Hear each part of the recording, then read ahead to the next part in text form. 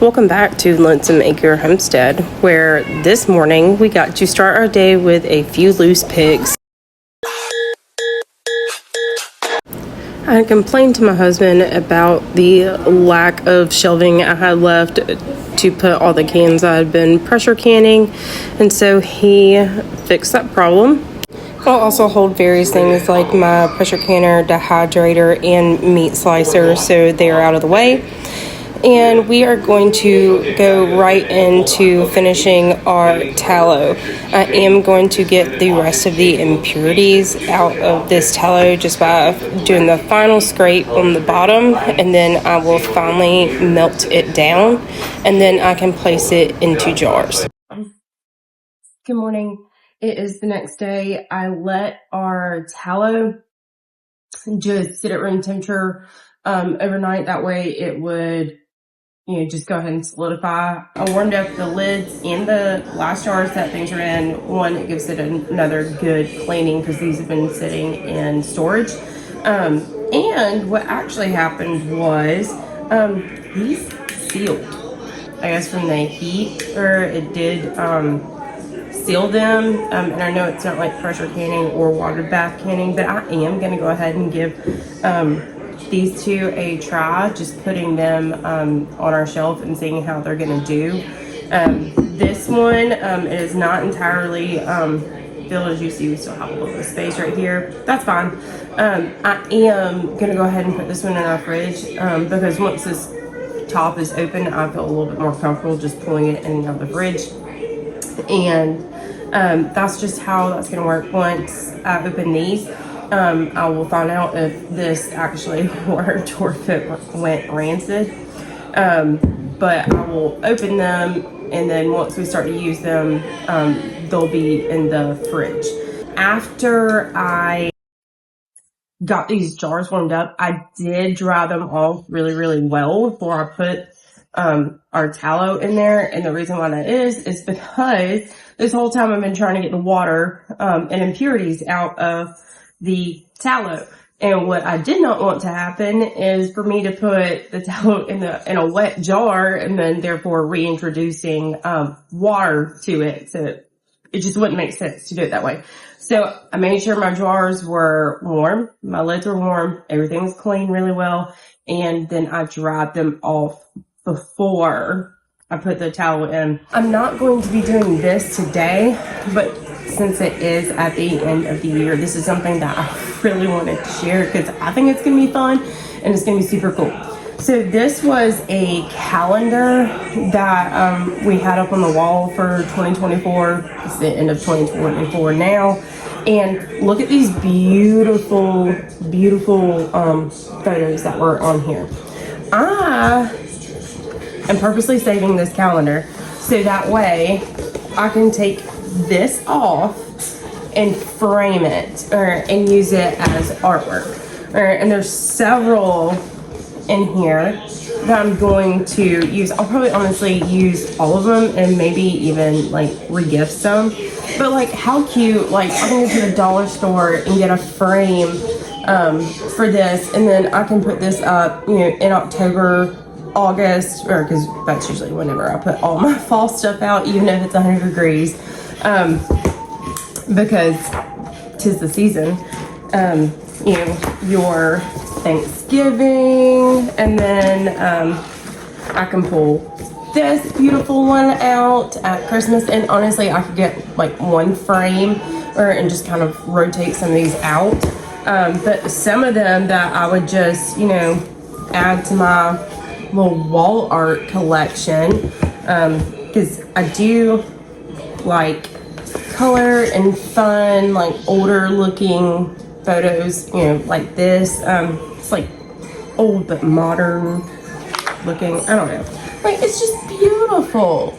So don't throw away your calendars, or if you have a beautiful calendar that has like beautiful photos like this, or anything that you wanted to save or you feel like you could reuse it. This is something that my husband had got me last Christmas, I want to say. And like it was $17. Like, I guarantee you, if you were to frame one of these, like, you know, if you were to try to go buy something like this framed, you know, at a store, like, it's gonna cost you probably at least $10. So repurposing this, likely with some dollar store frames, you know, or I may even be able to go to like the Goodwill or something and find some cool frames and redo those and make them look old. You know, just an idea of how to repurpose, you know, something that you may already have and is on its way out to, or normally would be on its way out to the garbage. I had told my husband, because he knows I'm trying to get all the bones out of our freezer, so I'm doing a lot of bone broth lately, and trying to get some of this canned. I want to do more canning, more preserving, especially after going through Hurricane Helene. It was nice to have some things that were ready-made, as far as meat and stuff goes, because we were desperate when it came to keeping our freezers going. So we didn't lose all the meat that we have had, and all the things that I froze from the garden.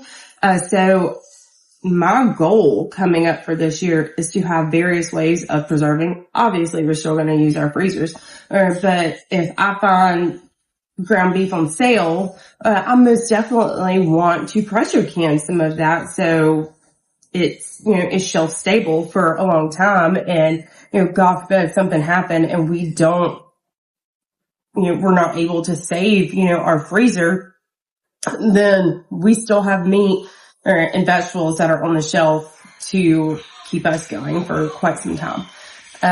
So I told my husband, cause I mean, like, our kitchen is sizable, but we have a lot of stuff. And I am trying to downsize that. That is part of like my end of the year purge, is getting rid of, some of these extra things. But I was also going to run out of places to store my pressure canned water bath items. And so yesterday it was like, we're going to fix this. And I was not quite sure about the opening shelving kind of idea, cause, it's just, I like the things to be tucked away. Like my husband thinks or says, you know, it's like you just shove stuff places, you're not actually like cleaning. And that is probably partially true by the amount of junk drawers that we have in here, which I will fix.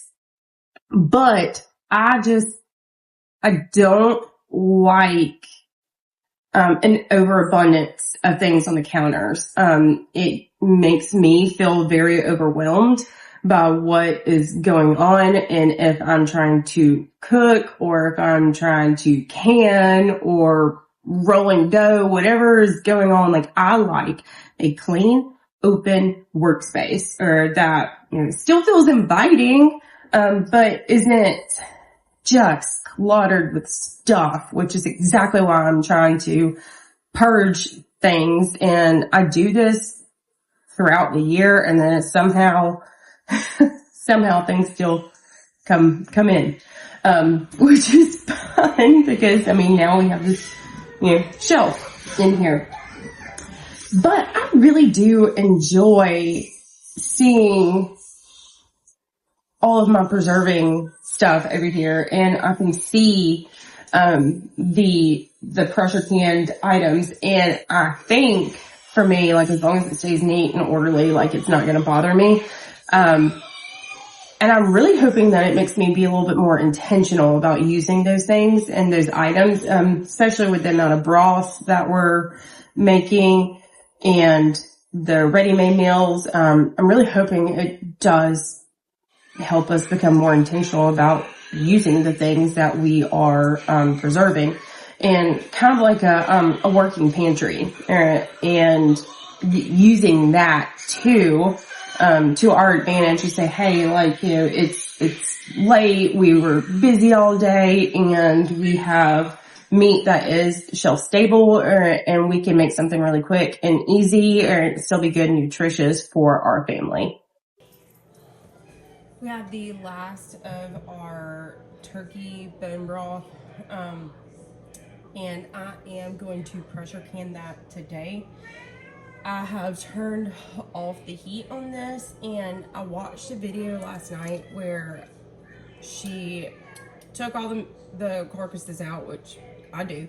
The difference is that she let this cool entirely and then pulled off the fat layer.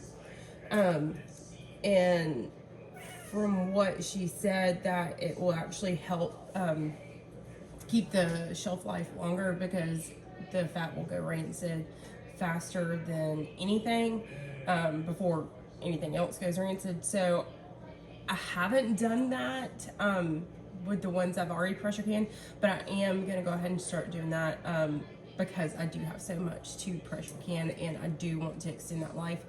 And you can still cook with that fat. I'm just probably going to put it in a refrigerator in a mason jar and then use it for cooking as well. And I don't think it's something like I would have to render. I'll have to do some research on that. I'm sure it wouldn't hurt to like kind of pull out some impurities, so I may try that. Like if I get like a mason jar full of the fat, like between everything I'm doing, between the bone broth, the chickens, the turkeys, that rendering down for bone broth, all in together and kind of make a modge podge of the fat, and render it all down together and see how that works. I'm not quite sure yet. Until I do some research, I will keep it separated. But for now, I am going to go ahead and pull these carcasses out. That way I can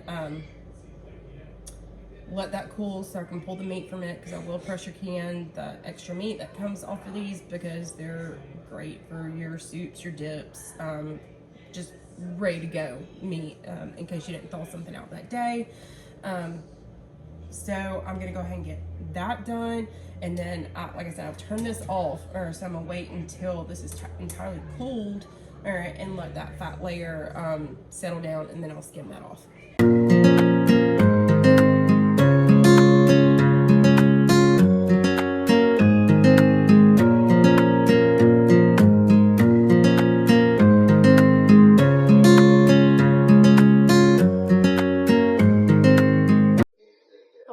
Filtered all of this through a strainer, and then I have a very fine mesh filter, and so all we have is the broth left, and it has been cooling now for some hours. It is now starting to get this good like fat layer forming on it, but it is not ready to skim off yet. Since I did move that out of the stock pot, I have part of it in the crock pot, and then I have another portion of it cooling in the fridge. I'm hoping to get some of that fat off of it tonight, and then maybe get another batch pressure can tonight. It is 8:15 at night, so I'm not quite sure how much we're going to be able to do, if nothing else, because our chicken broth is not going to be ready to pressure can tomorrow. I can just pressure can, more of this this turkey broth tomorrow, and that'd be totally fine. It's all right. I didn't get all of my pressure canning done today, and that's all right. Thank y'all for joining me today. Happy homesteading.